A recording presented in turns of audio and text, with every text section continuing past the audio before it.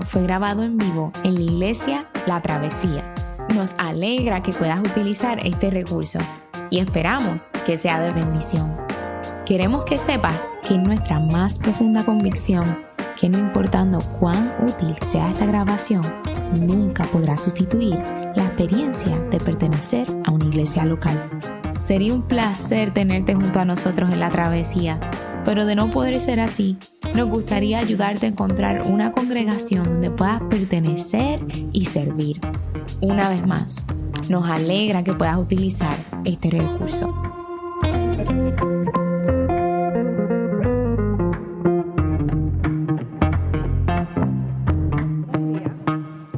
Cuando Jesús estaba orando para sí, estando allí sus discípulos, les preguntó: ¿quién dice la gente que soy yo?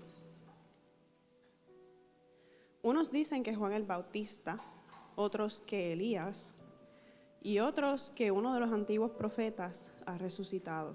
Respondieron: ¿y ustedes? ¿Quién dicen que soy yo? El Cristo de Dios, afirmó Pedro. Jesús les ordenó terminantemente que no dijeran esto a nadie y les dijo: el Hijo del Hombre tiene que sufrir muchas cosas y ser rechazado por los ancianos, los jefes de los sacerdotes y los maestros de la ley. Es necesario que lo maten y que resucite al tercer día. Dirigiéndose a todos, declaró: si alguien quiere ser mi discípulo, que se niegue a sí mismo, lleve su cruz cada día y me siga. Porque el que quiera salvar su vida, la perderá. Pero el que pierda su vida por mi causa, la salvará. ¿De qué le sirve a uno ganar el mundo entero si se pierde o se destruye a sí mismo? Si alguien se avergüenza de mí y de mis palabras, el Hijo del Hombre se avergonzará de él cuando venga en su gloria y en la gloria del Padre y de los santos ángeles. Palabra de Dios.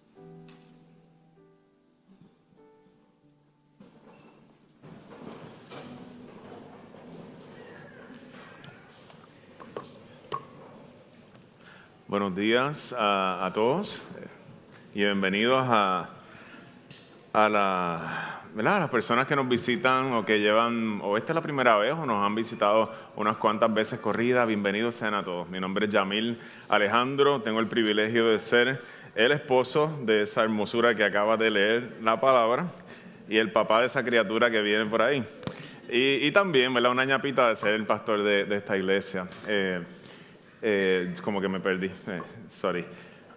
Estamos comenzando hoy una nueva serie de sermones que le hemos llamado Camino a la Cruz. Si usted está, ¿verdad?, al tanto del calendario de la iglesia, el miércoles pasado, este miércoles de esta semana, comenzó el miércoles de ceniza. Y ese miércoles de ceniza usted me dice: ¿ustedes son católicos o algo así? Me dice: nosotros realmente no nos definimos a nosotros en contra de la iglesia católica de ninguna forma. Hay muchas tradiciones de la iglesia que nosotros creemos que son bien valiosas y esta es una de ellas.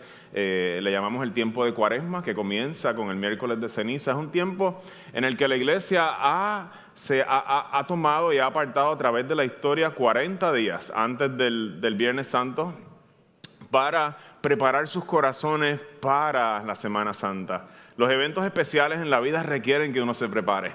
Uno no llega a una boda sin prepararse, ¿verdad? Me casé, a veces sí pasa, ¿verdad?, por el ajetreo del día. Yo creo que a mí me pasó algo así. Y uno dice: wow, ya estoy casado. Espérate. ¿Verdad? Pero lo ideal es que uno se prepare. Uno prepara el corazón para esos eventos especiales, para las celebraciones especiales. Uno prepara el corazón y de la misma forma la iglesia, en la sabiduría que Dios le ha dado a través de la historia, ha sacado 40 días para prepararse para el momento de la Semana Santa, el momento donde Jesús va a cargar la cruz romana, la va a cargar sobre sus hombros y va a ir allí a entregar su vida por nosotros. Y comienza hoy esta serie de sermones donde nosotros comenzamos a preparar nuestros corazones camino a la cruz. Es bien común para nosotros, y a mí me sorprende escuchar en estos días personas de la farándula, cuando reciben algún premio, ya sea por la música o sea por su actuación en alguna película, y en su discurso de agradecimiento lo primero que dicen, lo primero que yo quiero es darle gracias a Papito Dios, o darle gracias a Jesucristo, mi Salvador, a mi Señor, y de momento tú dices, espérate, tú te ganaste un premio por una canción llena de obscenidades y de todo. El premio que tú te ganaste fue por una canción súper obscena y de momento te paras ahí y le das gracias a Papito Dios y a Jesucristo tu Salvador. Y uno como que acá dice como que, espérate, hay como un disloque. Uno no entiende cómo es que se supone que una cosa haga armonía con la otra. Esa persona se gana un premio como decía, con una canción llena de obscenidades y le dedica el premio a Jesús. Te cantan acerca de las cosas que van a hacer en la discoteca y terminan diciéndote, Dios te bendiga. Y tú como que, espérate, tú me acabas de decir todo lo que vas a hacer en la discoteca y toda esta ristra de cosas y de momento me dices, Dios les bendiga. Y yo como, no, a veces uno no sabe qué hacer con estas cosas. Cosas como estas muestran que hay algo que está fundamentalmente dislocado o distorsionado en acerca de cómo nosotros entendemos a Jesús y quién es Jesús para nuestra vida. Yo quisiera proponer esta mañana en esta nueva serie de sermones que es crucial que nosotros no solamente conozcamos la identidad de Jesús y quién Él es y podamos afirmar esa identidad, pero que ese conocimiento no sirve de nada si nosotros no caminamos con Él. No sirve de nada conocer la identidad de Jesús si nosotros no caminamos con Él. Quisiera comenzar con el primer punto de este sermón, hablar un poco sobre la identidad de Jesús. En el relato de hoy, al igual que en los sermones anteriores, el tema principal que va desarrollándose en el Evangelio de Lucas tiene que ver con la identidad de Jesús. Este maestro que está con ellos en la barca, este maestro que está con ellos mientras enseña a las multitudes, los discípulos van a ir descubriendo de manera gradual quién es este que está en medio de ellos. En medio de la tormenta en el mar de Galilea, miramos que los discípulos descubren que quien está en medio de ellos en la barca tiene no solamente el poder de enseñar las palabras de Dios, sino tiene poder sobre el mar y aún los vientos le obedecen. En el encuentro con el endemoniado gadareno descubren que Jesús también tiene poder sobre el mundo de las tinieblas. Y en cada acto de sanación, aquel del paralítico, aquel del leproso, descubren que no solo es un maestro, sino que tiene autoridad para sanar y tiene autoridad para perdonar los pecados de una persona y cancelar su deuda por completo. En el pasaje, justo antes del pasaje que estamos considerando hoy, los discípulos quedan perplejos, porque este maestro que está con ellos también tiene la capacidad de multiplicar los panes y multiplicar los peces. No es un tipo común el que está con ellos. No es Pedrito el de la esquina. Es un personaje único en la historia, quien está caminando con los discípulos. El tema de la identidad de Jesús es un tema central en el Evangelio de Lucas y es un tema central para cada uno de nosotros. El texto de hoy nos dice que un día cuando Jesús estaba orando para sí, estando allí sus discípulos, les preguntó, ¿quién dice la gente que soy yo? Unos dicen que Juan el Bautista, otros que Elías, otros que uno de los antiguos profetas que ha resucitado, respondieron sus discípulos. Y la respuesta de sus discípulos es una buena recopilación de lo que habían escuchado. Habían hecho su asignación, habían escuchado lo que la gente decía en aquella región acerca de Jesús. Miren unos cuantos versos antes. Herodes, el tetrarca, se enteró de todo lo que estaba sucediendo alrededor de Jesús.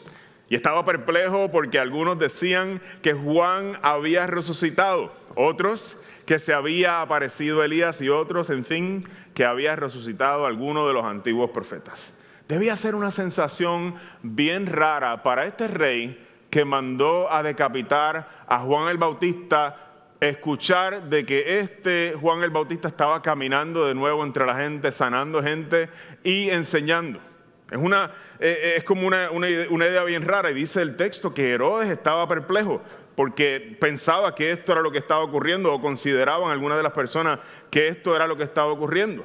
Esta es la opinión que la gente tiene de Jesús. Juan el Bautista ha resucitado, o una reaparición de un profeta antiguo, el profeta Elías. Y esto, Iglesia La Travesía, es claramente una idea equivocada de quién es Jesús. Pero lo interesante es que Jesús no parece interesarle mucho corregir a las multitudes.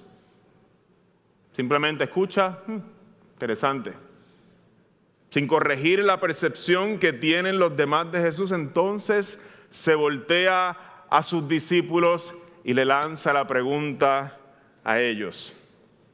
¿Quién, y ustedes, quién dicen que soy yo? Y rápido Pedro, como todos conocemos su impulsividad, Cristo de Dios, ese eres tú. En el Mateo capítulo 16 nos lo dice de otra forma, perdónenme. Tú eres el Cristo, el Hijo del Dios viviente, afirmó Simón Pedro.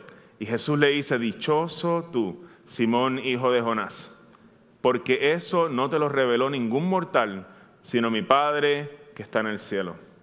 Para Jesús es de suma importancia que sus discípulos entiendan quién Él es. Por eso alaba la acción de Pedro, por eso reconoce lo valioso de la confesión de Pedro. Para un discípulo del Señor es crucial saber quién es Jesús, y por eso Jesús les pregunta a sus discípulos, ¿quién ustedes piensan que soy yo? Si Jesús es un maestro sabio solamente, entonces yo lo voy a escuchar con cierto respeto. Yo voy a valorar lo que enseña porque hay sabiduría en Él. Yo voy a buscar en Él sabiduría para la vida. Yo voy a buscar en Él cómo criar a mis hijos. Yo voy a buscar en Él cosas valiosas para vivir esta vida. Y hay algo de cierto en eso, pero queda incompleto. Si Jesús es un profeta, como Juan el Bautista, tal vez lo voy a escuchar con más atención. Voy a decir, este hombre habla de parte de Dios y hay que prestar suma atención a lo que está diciendo. Y es muy apropiado hacer eso con Jesús, pero la cosa no puede quedarse ahí. Es muy diferente la cosa si Jesús es el Cristo, el Hijo del Dios viviente, porque este es un título que únicamente Él tiene en toda la creación de Dios. De hecho, Él no es creado, sino engendrado. No existe nadie en la historia de los seres humanos que esté en esa categoría, y esto es precisamente lo que los discípulos han llegado a descubrir. Ellos dicen, tú no encajas en nada de lo que nosotros conocemos. Nosotros te hemos visto decir unas cosas que nadie dice, nosotros te hemos visto hacer cosas que nadie puede hacer. No tenemos una categoría para ti, tú eres Cristo, el Hijo del Dios viviente.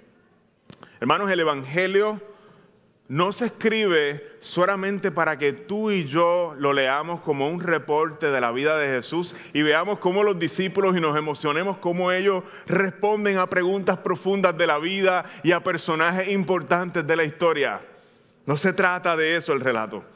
El relato enfrente nuestro tiene como fin que nosotros también luchemos con esta pregunta y nos las hagamos de manera bien profunda. Iglesia La Travesía, personas que nos visitan, personas que están participando con nosotros en el servicio, todos ustedes también tienen la oportunidad o necesitan recibir y hacerse partícipes de esta pregunta. Y ustedes, les pregunta Jesús, ¿quién dicen que soy yo? Algunos de ustedes, ¿verdad? Mirando las caras lindas acá, caras lindas,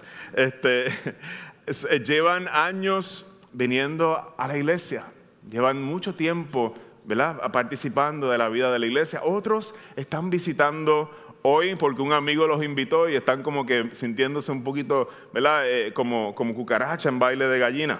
Yo me recuerdo de esos días para mí en la iglesia cuando llegué por primera vez. Otros se conectan desde su casa para ver el servicio. Y a todos esta mañana, sin importar cuál sea tu historia, de todas esas Jesús les hace la pregunta. ¿Y ustedes? ¿Quién dicen que soy yo? Esta pregunta necesita confrontarnos a todos. ¿Quién es Jesús para ti?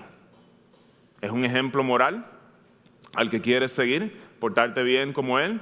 ¿Es un buen maestro? ¿Es una buena influencia para tu vida? ¿Y ustedes quién dicen que soy yo? Los raperos de nuestro día saben contestar esa pregunta. Los demonios saben contestar esa pregunta. Mucha gente sabe contestar esa pregunta. El problema no está con contestar esa pregunta, el problema está con las implicaciones que tiene o que debe tener la contestación a esa pregunta.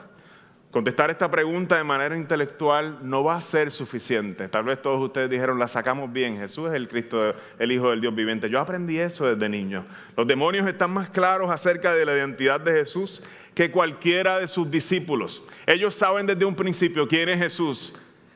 ¿Quién es Jesús? Pero a pesar de saber quién es Él, no responden de la manera apropiada. Lo mismo sucede con muchos de estos artistas, lo mismo sucede con todas las personas que de alguna forma reconocen la identidad de Jesús. ¿Y ustedes quién dicen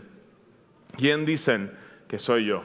A pesar de que Pedro dice la respuesta correcta de quién Jesús es, saca A en la respuesta todavía, el problema es que hay un entendimiento distorsionado, hay un disloque en el entendimiento de quién Jesús es y cuál es la misión de Jesús. Déjeme explicarle un poquito a qué me refiero. Para un judío, el Mesías iba a ser un gobernante poderoso, caracterizado por un reino lleno de gloria, alguien que liberaría a Israel de la opresión. En este caso, para ellos la opresión romana. Vivían anhelando este reino. Alguien que reinaría sobre todas las naciones del mundo. Así que para Pedro, decir que Jesús es el Mesías, el Hijo del Dios viviente, en ese momento viene con gran emoción. Él decía, yo estoy con este tipo. Yo estoy en el bando de Cristo, el Mesías, el Hijo del Dios viviente, y lo dice con suma alegría, porque sabe que está en el bando correcto. Pero estar junto al Rey más poderoso de la historia es lo mejor que le pueda pasar a cualquier persona, y descubrirlo y decir, wow, estoy con Él. Y esta no solo es la idea de Pedro, sino también la idea y el conocimiento general que tenía el pueblo judío acerca del Mesías. Era un rey poderoso. Y es por eso que Jesús va a tomar y va a ser bien enfático en corregir la distorsión o el disloque que tiene Pedro y sus discípulos, y lo va a atacar de manera bien directa en ese momento. Va a decirles algo como: les prohíbo terminantemente que le digan esto a los demás. Y tú te quedas como que, espérate, si tú eres el Mesías, ¿por qué tú no quieres que nadie lo sepa? Si tú eres el Mesías, si tú vienes a entregar, si tú vienes a salvar el mundo, ¿por qué tú quieres mantener un secreto? ¿Por qué nadie se puede enterar de estas cosas? Y los teólogos le han llamado a esto el secreto mesiánico. Y es precisamente porque la gente se iba a entrometer en la misión del Mesías y no iban a ser un impedimento para el cumplimiento de la misión del Mesías, porque la gente iba a correr a hacerlo de manera inmediata rey. El problema con Pedro no era un problema con entender la identidad de Jesús.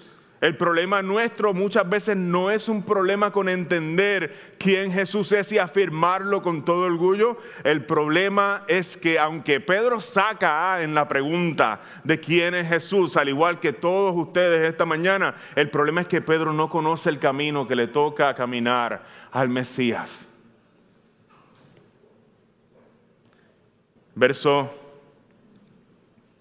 Estoy en el texto que no es, ¿verdad? Un segundito.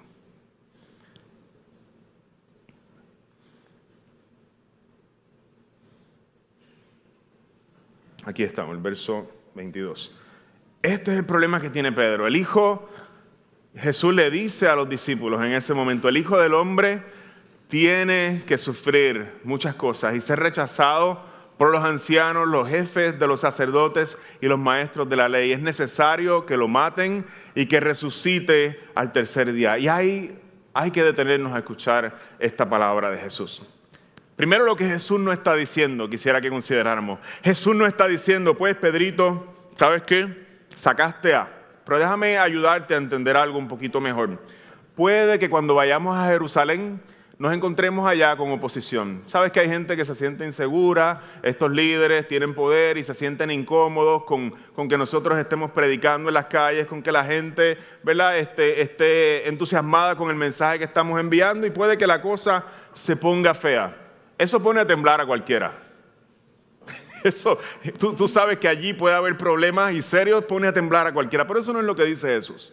Jesús no dice, el Hijo del Hombre va a sufrir y va a ser rechazado y le van a dar muerte. Y aunque eso se parezca a lo que dice ahí, eso no es lo que está diciendo Jesús. Jesús le está diciendo a sus discípulos enfrente, es que todo esto y todo este sufrimiento y la muerte que voy a sufrir tiene que ocurrir.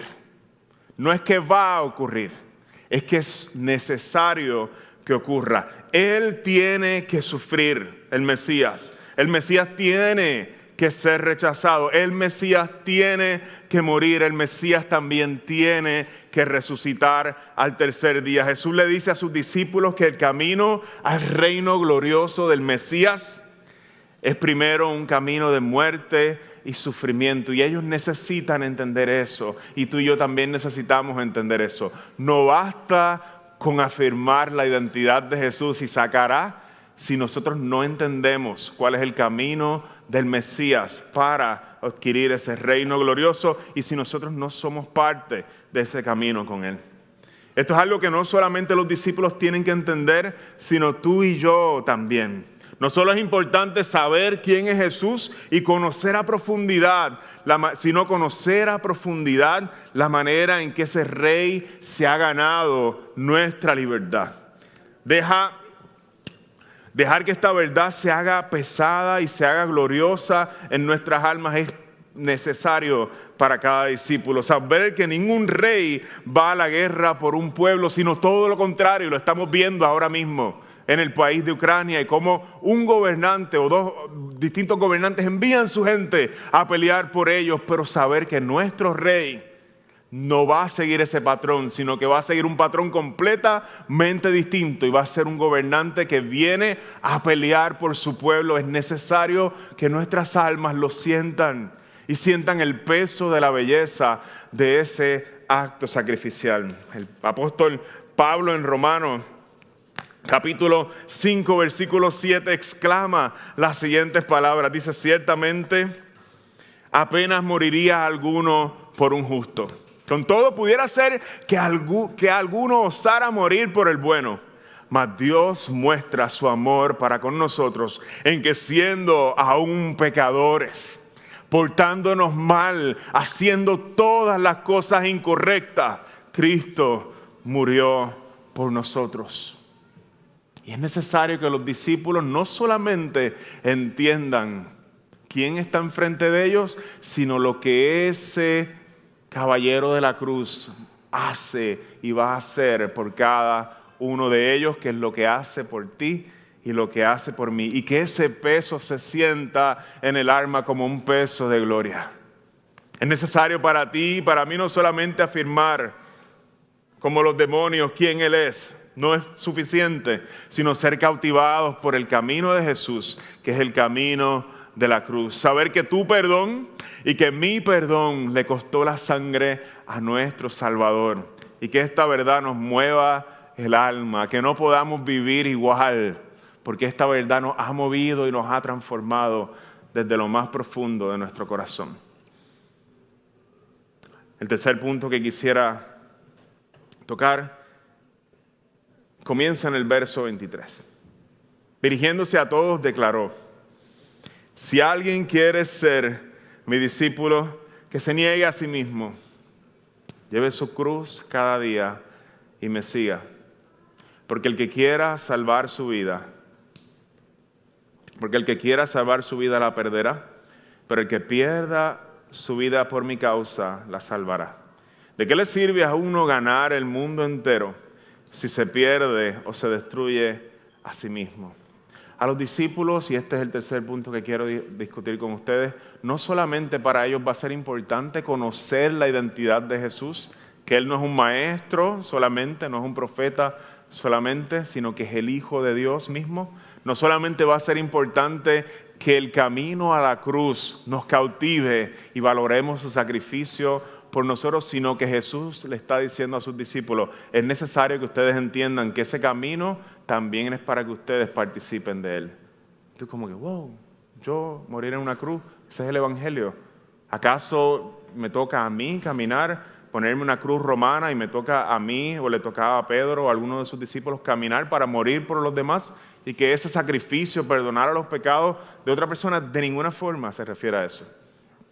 Vamos a ir mirando a qué se refiere cuando el Señor nos está llamando a cargar la cruz. A los discípulos se les llama no solamente a ser espectadores, sino a caminar con Jesús, ese camino que lleva a la cruz. La cruz es un instrumento de ejecución, un instrumento romano para ejecutar a los criminales. Y para los discípulos, el Mesías venía supuestamente a liberarlos de esos romanos. Y el Mesías les está mandando a tomar el instrumento que usan los romanos para ejecutar a sus criminales. ¿What? Él venía supuestamente a librarnos de los romanos y ahora nos está diciendo, ponte la cruz romana cada día y sígueme. Jesús les está diciendo a sus discípulos y nos dice a ti y a mí, el camino de seguir a Cristo es un camino caro, doloroso, es bien difícil, va a ser bien, pero bien caro. Pero a la misma vez Jesús les está diciendo que no seguirles es más caro aún. Tú como que, o sea, me estás dando dos opciones y ninguna es fácil. No, ninguna es fácil. Me está diciendo, seguir a Cristo te va a costar, tomar tu cruz cada día y seguirle, pero no seguirle, le dice Jesús, ¿de qué te sirve si ganas el mundo entero? Pero te destruyes a ti mismo. El que quiera salvar su vida no siguiéndome a la cruz, la va a perder. Pero el que pierda su vida por mi causa, la va a salvar. Es un mal negocio, te dice Jesús, ganar el mundo, ser el profesional más exitoso, ganar muchísimo dinero. Qué bueno, ¿verdad? Que podamos prosperar. Nadie está hablando en contra de eso. Pero que tu corazón esté ahí, te dice Jesús. Que tu corazón tenga una devoción mayor a ser un profesional, a tener una familia exitosa, que tu corazón se mueva por estas cosas más que por seguir a Cristo. Jesús te dice, es mal negocio. Es un mal negocio ganar el mundo por un tiempo y perder para siempre a Dios. Es tan absurdo como poner todo tu esfuerzo y todos tus ahorros en comprarte la casa de tus sueños y perder a tu familia en el proceso por no aprender a disfrutar y cuidar de ella. Encontrarte solo en la casa de tus sueños. ¿De qué te sirve? Te está diciendo Jesús. ¿De qué te sirve ganar el mundo por un tiempo y perder aquello que es más importante? Es un mal negocio. Seguir a Cristo va a costar caro y va a ser doloroso, nos está diciendo el Mesías a los discípulos, pero no seguirle es mucho más caro. Hay el testimonio de un hombre o una familia, o mejor dicho, un grupo de hombres con sus familias, que siempre me ha tocado muy de cerca. Muchos de ustedes lo conocen, han escuchado de él. La película The End of the Spear habla de la familia de las familias de estos hombres que ustedes ven en foto. Jim Elliot era un misionero en Ecuador que se dedicó o deseaba llevar el evangelio a una tribu de los Aucas en el Ecuador. Auca significa salvaje en el lenguaje quechua. Lo que significa es que esta tribu era descrita por lo salvaje que eran. Ese es el nombre que llevaban. No había quien entrara allí y saliera vivo de ese lugar. Y Jim, junto a otros 4 hombres que los vemos aquí en la foto, Roger, Pete, Nate y Ed, viajan a este lugar.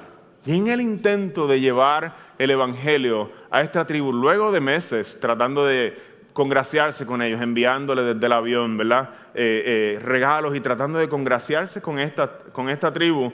Estos 5 hombres fueron asesinados con lanza por aquellas personas de la tribu. Y uno dice, qué tragedia, Señor, qué tragedia.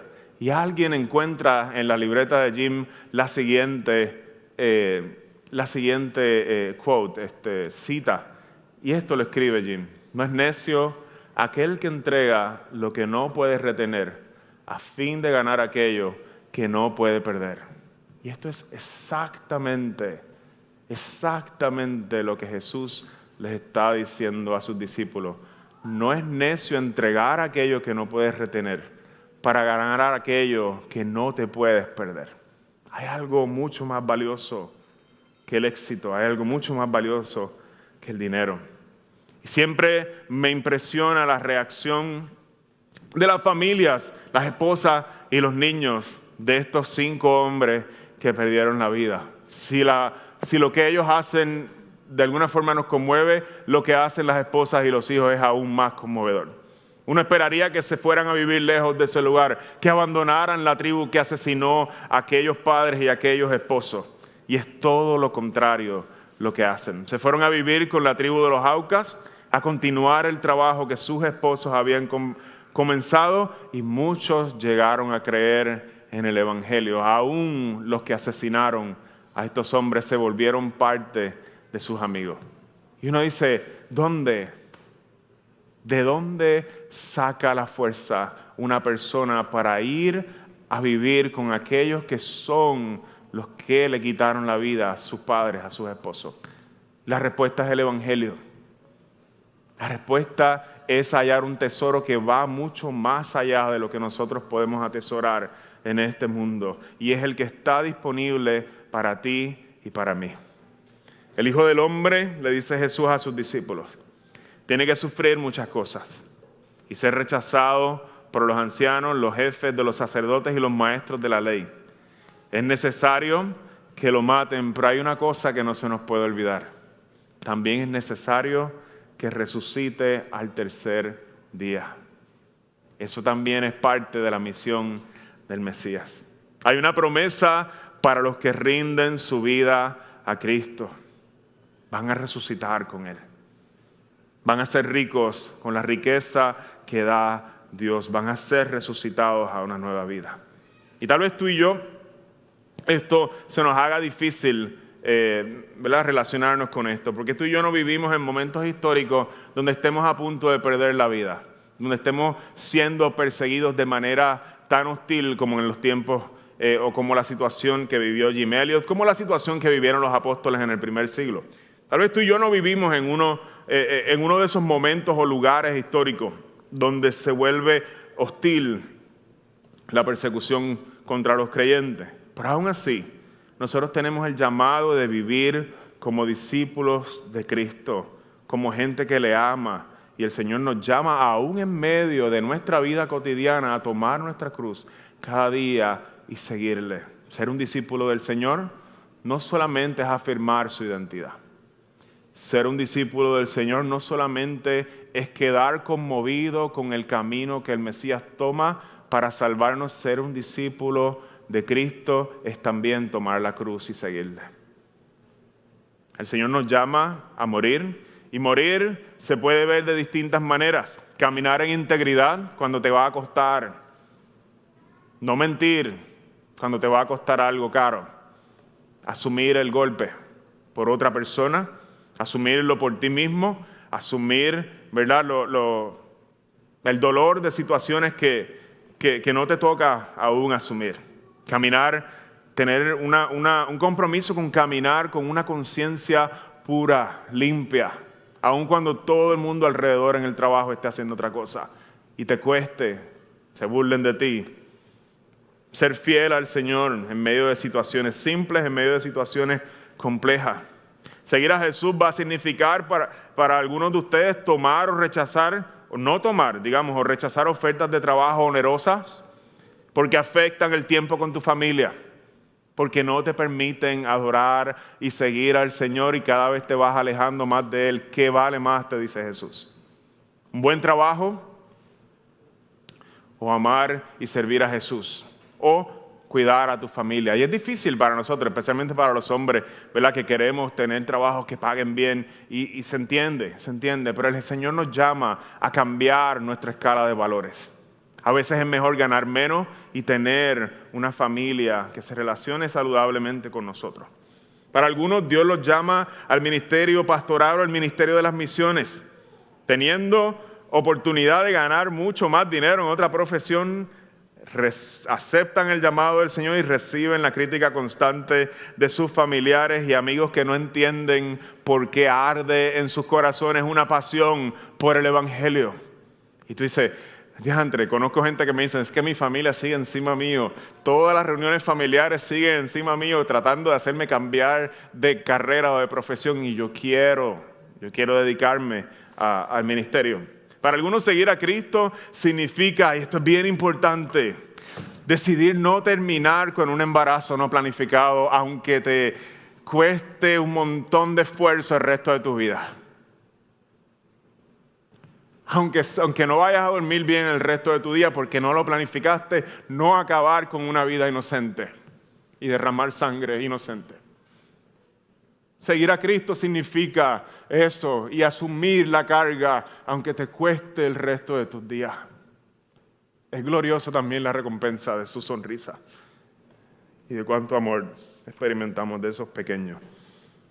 Tal vez te toque sacrificar una carrera, tal vez te toque sacrificar sueños que hay en tu corazón, pero seguir a Cristo y tomar tu cruz significa que estás dispuesto a morir aquellas cosas por hacer lo que es correcto y seguir a Jesús a donde Él te guíe. Tomar la cruz es decidir no seguir tu corazón. Tomar la cruz es decidir seguir a Cristo hasta donde Él te guíe. Y un discípulo no solamente necesita afirmar quién es Jesús correctamente. Un discípulo no solamente necesita ser cautivado con el sacrificio de Cristo y que pese gloriosamente en su alma. Un discípulo también necesita responder a Cristo y tomar su cruz y seguirle hasta donde Él te guíe. Hermanos, ¿dónde hallamos la fuerza para hacerlo?